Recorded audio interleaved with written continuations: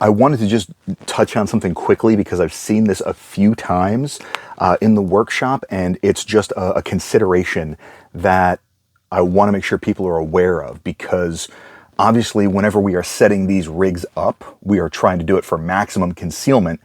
The challenge is that setting that up for maximum concealment tends to happen in a bit of a vacuum, and it doesn't necessarily factor in some other relevant criteria.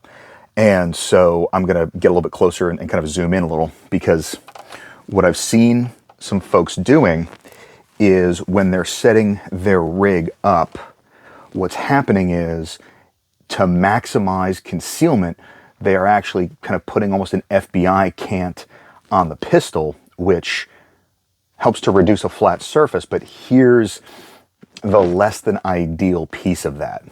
If I try and get a good grip on that gun, look at how torqued up my wrist is, and there's this nice big elbow gap in order for me to actually try and access the gun.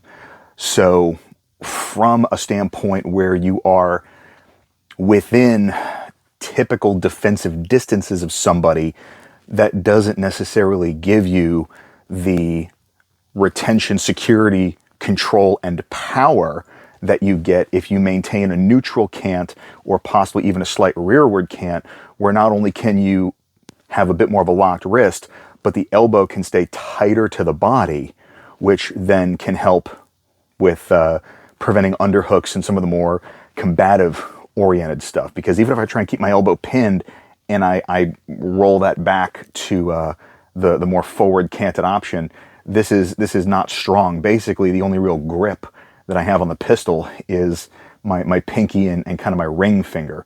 Whereas just that bit of rotation, I now have all four fingers around the front strap of the pistol. And so, the point is just, let's make sure we're not losing sight of the reason why we're carrying guns. And I know it's kind of an interesting message coming from me, because I'm all about incorporating the gun into my lifestyle and not building the lifestyle around the gun. But at the same time, we want to make sure that what we're doing is setting ourselves up for success. And something like this, also when you factor the draw stroke, that is now having to come up and further across the body before you clear the holster.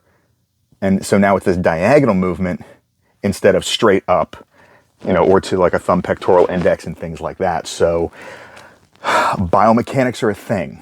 And just like you can't fight physics with the concealment, you can't fight biomechanics with the draw stroke. So make sure that you're setting this stuff up, just not in the vacuum of the only performance criterion being invisible standing in front of your mirror. Just a little food for thought.